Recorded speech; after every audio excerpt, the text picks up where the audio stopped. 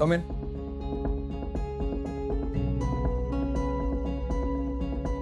Sir, मला थोडं बोलायचं होतं. ऑफिशियल आहे का पर्सनल? असं नक्की नाही सांगता येणार. म्हणजे म्हटलं तर पर्सनल आहे आणि ऑफिशियल पण. बोल. ऍक्च्युली माझं उद्यापासून कॉलेज सुरू होतंय.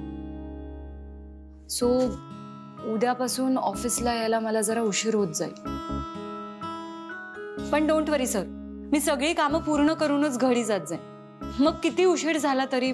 तू ना हे सगळं आद्याला सांगून जात जा.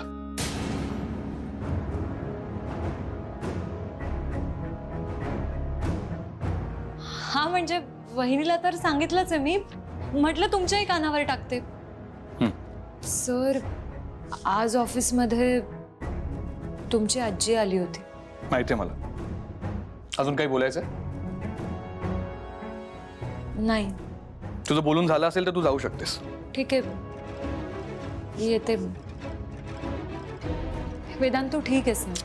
हो, मी ठीक आहे. सगळं ठीक आहे.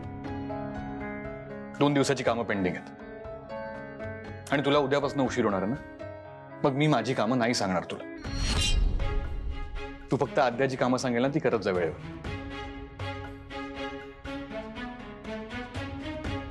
हो, मी करेन.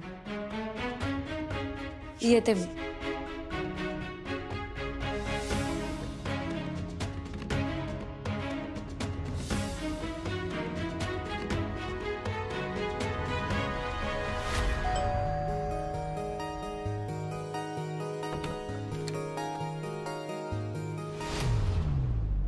आत आले तर चालेल का? असं परक्यासारखं का विचारतेस? तूच वेळ आणलीस तशी. तुला गोंदियाला जायचं होतं म्हणून हाकलून दिलंस मला. माझी मुलगी कट करून मला घरातनं हाकलवून देते. हे पचवणं कठीण होतं माझ्यासाठी.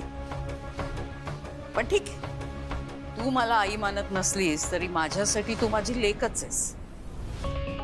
बाकी माझ्या नातवाला पळवून नेऊन त्याचं लग्न लावण्यासाठी बरंच काही करावं लागलं असेल नाही तुला?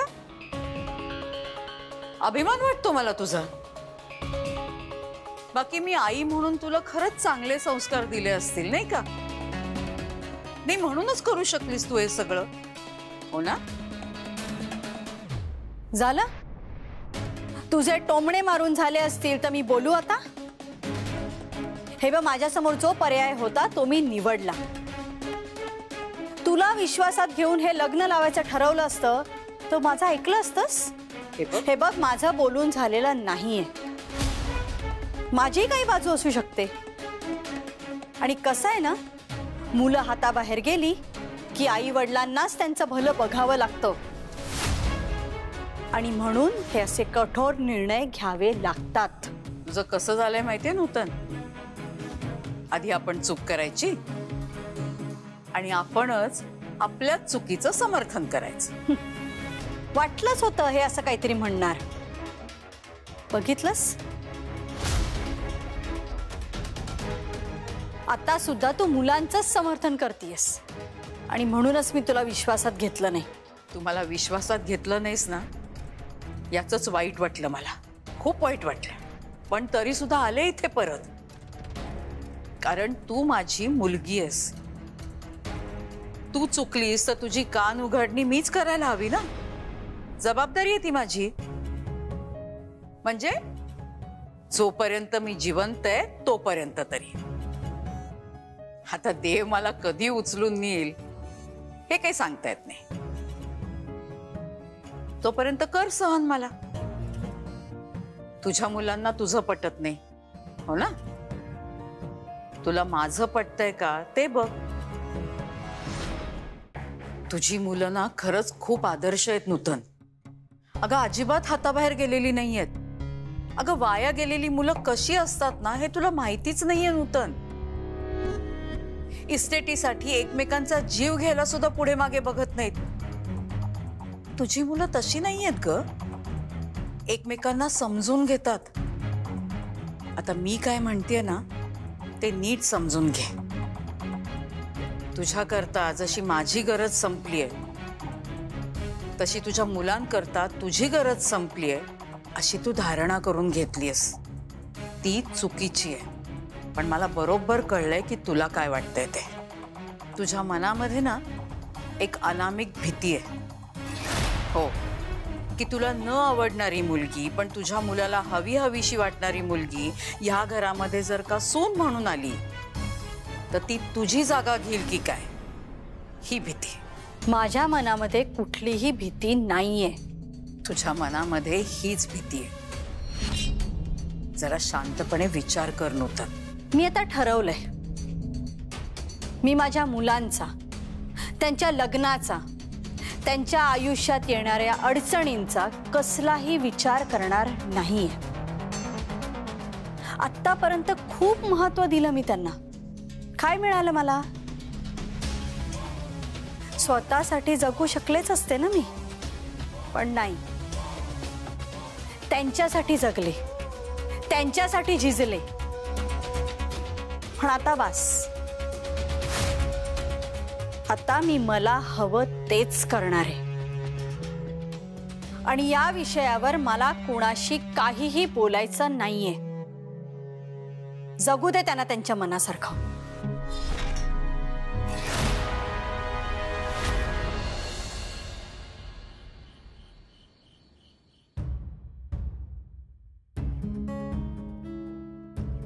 तू जे म्हणालीस तेच आहे. विक्रांत आला होता भेटायला. हो, त्याला राहवतच नाही तुला भेटल्याशी. त्याच्या ना ह्या स्वभावामुळे, ह्या उतावीळपणामुळेच हे सगळे घोळ झाले. बरं, तू काय म्हणालीस त्याला? मी त्याला स्पष्ट सांगितलं की आपण परत परत नको भेटूया. मी त्याला हे सुद्धा म्हणाले की जेव्हा तुझी आई मला आनंदाने स्वीकारेल तेव्हाच आपण बोलू. पण तो ऐकेच ना. पण मी सुद्धा ठाम राहिले आणि त्याला सांगितलं की आपल्यामुळे आपलं संपूर्ण कुटुंब भरडलं जातंय. बरोबर आहे ताई तुझं. अगं हेच तर होतंय. पण मला ना ही गोष्ट कळत नाहीये की विक्रांतला ही गोष्ट का नाही समजत आहे. आता मला सांग, उद्या तू त्याच्या घरी लग्न करून गेलीस, ही जर गोष्ट अशीच राहील तर ताई अगं तुला किती त्रास होईल या गोष्टीचा. आणि सगळ्याच गोष्टींवर परिणाम होईल ना ग. म्हणजे इकडे आई आणि अण्णा सतत काळजीत राहतील आणि तिकडे तू सासू सोबत तर रोज एक नवीन प्रकार. कोणीच खुश नाही राहणार ग. आणि मला सांग, ह्या सगळ्यामध्ये तुला काही अडचण आली, विक्रांतच्या आईने काही त्रास दिला, तर विक्रांत परिस्थिती सांभाळू शकणार आहे का? वेदांत नेहमीच आपल्या मदतीला वेळेवर पोहोचणार नाही ना. तो काही सुपर हिरो नाहीये. आणि तूच मला सांग, आपण सुद्धा किती वेळा त्याच्याकडे मदत मागणार आहोत. तो सुद्धा करून करून किती करणार ना. आता त्या दिवशी तुला सांगते, त्याला नुकसान होत होतं तरी सुद्धा तो विक्रांतच्या मदतीला धावून आला ना. पण अगं हे दर वेळेला शक्य नाही ना होणार. विक्रांतला जबाबदारी त्याच्या अंगावर घ्यावी लागेल. हो, मला कळतंय. वेदांतने खूप वेळा मदत केली, आपली, माझी. त्याचे खरंच खूप उपकार आहेत माझ्यावर. ताई, अगं आज ऑफिसमध्ये वेदांतची आजी आली होती, फक्त मला भेटायला. वेदांतची आजी? हो. आणि तुला भेटायला का? म्हणजे अजून काही नवीन गोंधळ आहे का? त्यांनी मला विचारलं की तुला वेदांत कसा वाटतो. म्हणजे आयुष्याचा जोडीदार म्हणून. अगं काय सांगतेस? अरे देवा, हे सगळं काय चाललंय आपल्या आयुष्यात? मग काय उत्तर दिलंस तू? अगं मी काय उत्तर देणार? म्हणजे हा प्रश्नच खूप अनपेक्षित आहे ना. मी त्यांना म्हणाले की विक्रांत आणि ताईच्या लग्नामध्ये आम्ही सगळेच खूप भरडलो आहोत. त्यामुळे मग मी या गोष्टीचा कधी विचारच नाही केला. तर मग आजी म्हणाल्या की मी घरी येऊन बोलेन ह्या विषयावर आई आणि अण्णांसोबत. हे तर सगळं नवीनच प्रकरण सुरू झाले.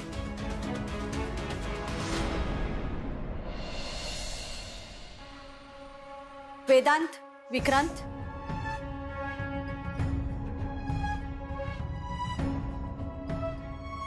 तुम्ही दोघांनी माझ्याशी बोलायचं नाही असं ठरवलेलं दिसतंय. तरी सुद्धा सांगते, उद्यापासून 7 दिवस मी विदर्भ दौऱ्यावर चालले. पार्टीचं काम आहे, घरात नसणार आहे मी. तुझ्या बरोबर कोण असणार आहे? पुरुषोत्तम असतील, ते घेतील माझी काळजी. तुम्ही नका काळजी करू. आणि पार्टीतली बाकी पण जवळची माणसं आहेतच. ठीक आहे, काही काळजी घे. काही लागलं तर सांग मला. त्याची काही गरज नाही आणि गरज पडणारही नाही. Good night.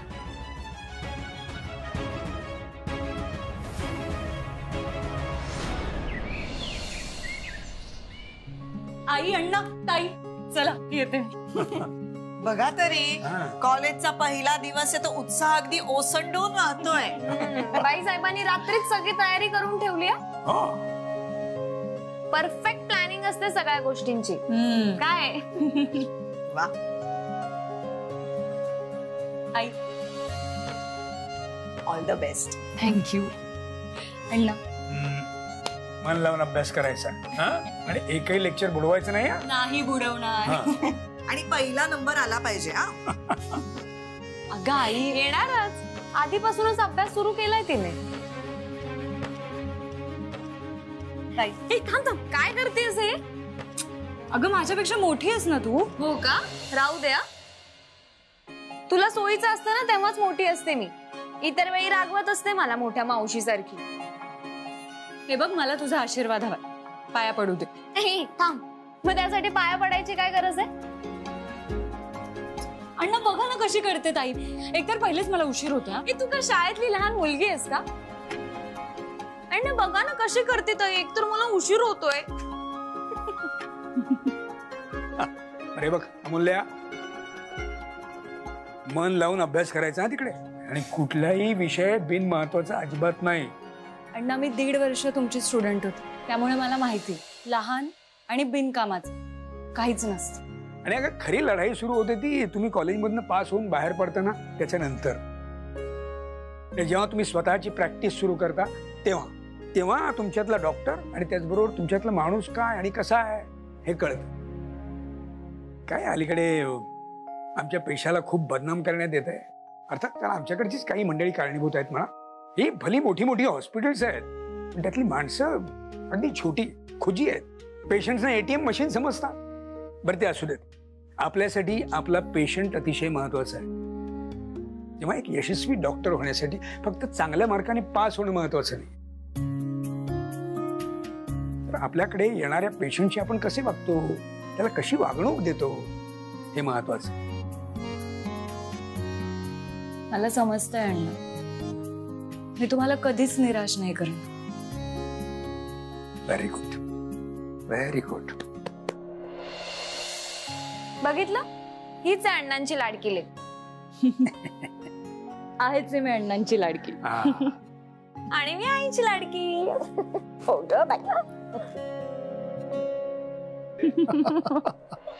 मी या फील्ड मध्ये इतकी वर्ष आहे ना, तुम्हाला काय सांगू. हो, किती जणांचे मी लग्न जुळवून दिलेले आहेत. अशा मुली हेरून आणते की नाही मुलांना. अगदी तुम्ही सर, अहो तुम्ही इथे काय करताय? आधी ऑफिस मध्ये आलात आणि आता घरी पण. निघा आधी, निघा बाहेर. वेदांत वेदांत वेदांत शांत हो. अरे मी बोलवलंय त्यांना. आजी तुला माहित नाही, ही बाई खूप डेंजर आहे. तू हिच्या नादी नको लागूस. तू जरा शांत हो आणि इथे बस माझ्या शेजारी. ये ये इकडे बसा ना तुम्ही. थँक्यू आजी, मी तुमची आभारी आहे, तुम्ही मला इथे बोलवलं. सर, तुम्हाला माहितीये तुम्ही इतके मोठे इंजिनियर आहात, तुम्हीच आमची मदत करू शकता. अहो, आमच्या वेबसाईटवर इतका मारा होतोय तुमच्यासाठी की ती बंद पडतीये. अगं बाई हो. आजी, आजी बघा ना, तुमच्या नातवाशी किती मुली लग्न करायला तयार आहेत. वेदांत सर, आमची वेबसाईट क्रॅश झाली, पण रजिस्ट्रेशनचे पैसे तुम्हाला बघून देत आहेत. हा, त्यामुळे बरं चाललंय माझं. पण काय आहे ना, माझी सवय नाहीये ना पैसे घ्यायचं आणि काम नाही करायचं. तुम्ही तरी असं केलं असतं का? नाही म्हणजे मी पण असं केलं नसतं, तुम्ही पण असं केलं नसतं, म्हणून मी आले. वेदांत, पटकन बघ आणि सिलेक्ट कर मुलगी. यांनी खरं तर सांगितलं होतं मला आकडा, पण मी विसरले. इतक्या मुली तुझ्याशी लग्न करायला उत्सुक आहेत. शेवटी लग्नासाठी काय लागतं रे? काय लागतं सांग? एक मुलगी, हो की नाही? ती पसंत कर, म्हणजे विषय कायमचा संपला. सर सर सर सर तुम्ही ही मुलगी बघा. ही USA मध्ये हो छान करिअर आहे सर हिचं. लग्नानंतर भारतात यायला एका पायावर रेडी आहे. बर, तुम्ही लग्नाला हो म्हणा, ती तिथून लगेच इथे भारतात येईल. तुमच्या खानदानाला शोभेल अशी आहे. वाह सर ही दुसरी बघा ना, ही पण चांगली आहे. अनुजा, मी ओळखते हिला, फार हळवी आहे. अहो तुम्ही डोळे मोठे केले ना तरी पटकन रडेल. काय नवऱ्याचा राग सहन करायला स्टॅमिना लागतो, तो आहे तिच्यात. नाही सर ही तुम्ही दुसरी बघा ना. ही दिल्लीची. हिच्या वडिलांचे ना 50 हॉटेल आहेत सर, 50. बाई सर सर ही बघा, ही मला ना खूप आवडली. तुम्ही हिची प्रोफाईल बघा सर, वेडेवाल वेडे. तुमच्यासाठी बऱ्याच मुली वेड्या होतील हो. आजी तुम्हाला सांगते, एका मुलीचे वडील आहेत ना, ते ना 500 कोटींचा हुंडा द्यायला तयार आहेत, ते पण ऑफ द रेकॉर्ड. हे बघा, आम्हाला काही हुंडा वगैरे नकोय. हा वेदांत, सांग ना कुठली मुलगी आवडली याच्यातली, सांग ना. आजी एकच मिनिट. काय आता? एक मिनिट, तुम्ही 1 मिनिट हे करता. 1 मिनिट, आई, 1 मिनिट तू इथे. वेदांत ऐक, माझं ऐक तू. अरे काय तुझं काय सुरू आहे? काय सुरू आहे म्हणजे? मुली बघते तुझ्यासाठी. पण मला लग्न करायचं नाहीये. का? हे बघ, या विषयावर खूपदा आपलं बोलणं झालं आणि विक्रांतचा गोंधळ पाहतोय, सो मला लग्न करायचं नाहीये. माझ्या एका प्रश्नाचं उत्तर देशील? विचार. का नाही लग्न करायचंय तुला? आधीच गर्लफ्रेंड आहे का तुला कोणी? नाही, आणि आईच्या भीतीने सांगत नाहीयेस असं काही आहे का? हे बघ, लग्नाविषयी तुझी काय मत आहेत ना, हे मी अनेकदा ऐकली आहेत, पुन्हा ऐकायची नाहीयेत. कधी संसार सुरू करणार तू? का आधीच केलायस आणि सांगत नाहीयेस? कुणी आहे का तुझ्या आयुष्यात? सांग. आणि हा एक प्रश्न आहे. ही ना 3 तासाची प्रश्नपत्रिका ओपन केलीस माझ्यासमोर. बसा. कोण आहे? काही सुरू आहे का तुझं? हे बघायची, तू ना किती वेगळ्या पद्धतीने मला विचार, माझं उत्तर एकच राहणार आहे. मला लग्न करायचं नाहीये. विक्रांतचं काय होतंय ते मी पाहतो, आणि मी तो प्रेमात पडण्याचा मूर्खपणा करणार नाही. ही सगळी कारणं तू मुद्दामून देतोयस ना? नाही, माझ्या लक्षात आलंय तुझी ऑलरेडी गर्लफ्रेंड आहे, हो ना? आजी असं काही नाही. मग? आणि मला तर ते गर्ल, मुलगी, पोरगी या शब्दांचाच तिटकार आहे. खरं सांग, अशी खोटं बोलू नकोस. आता या वयामध्ये तू माझ्याशी खोटं बोलणार आहेस? अरे माझं वय तरी बघ. आजीशी कोणी खोटं बोलतं का रे? साधं एक छोटस स्वप्न बघितलं होतं मी, पणजी होण्याचं, ते सुद्धा पूर्ण करणार नाहीस ना तू? मी आपले सगळ्या जगाला सांगत असते, माझे नातू इतके गुणी आहेत, माझे नातू इतके गुणी आहेत. पण हा माझा नातू लग्नच करायचं नाही म्हणतोय. असं करणार आहेस ना तू? खोटं बोलतो ना माझा नातू माझ्याशी? बरं, आहे माझी गर्लफ्रेंड. कोण आहे सांग ना. नाही, ते मी वेळ आली की सांगेन. सांग ना. हे बघ, म्हणजे मी माझी शपथ घेते, तुझी शपथ घेते, नूतनची शपथ घेते, मी कोणालाही सांगणार नाही, पण मला तर सांग. आता नाही, मी वेळ आली की सांगेन. आता आधी जा आणि त्या बाईला हाकल, मी निघतोय. अरे आजी सर, ही बघा, ही जी आहे ना सर, अहो सर बघा ना, ही खूप गोड आहे, खळी. ऐका, त्याचा ना सध्या विचार नाहीये. मी बोलवीन तुम्हाला परत. हो, पण तोपर्यंत अजून रजिस्ट्रेशन येतील. लोकांना काय उत्तर देऊ मी? बिझनेस वाढलाय पण डोक्याला ताप पण वाढलाय. काही हरकत नाही, हे कंपनी नंबर 1 ला येईल एकदा लग्न झालं की. हे मी येऊ आजी? हो चा. थँक्यू आजी, लव्ह यू आजी. तुम्ही किती गोड आहात याही वयात. मी बोलवणार तुम्हाला परत नक्की. ठीक आहे, मी निघते. हा ठीक आहे. नक्की बोलवणार, नक्की बोलवणार. हा या. पाया पडते. असू दे असू दे, मी बोलवीन तुम्हाला. हा या. Bye bye. वेदांत, मी शोधूनच काढणार आहे तुझी गर्लफ्रेंड कोण आहे ते. समजलंस काय तू मला? मला चॅलेंज देतोयस तू? हा, आजी आहे म्हटलं मी तुझी, विसरू नकोस. पण कोणाला माहिती असेल हे? हा, आद्या, तिलाच विचारते.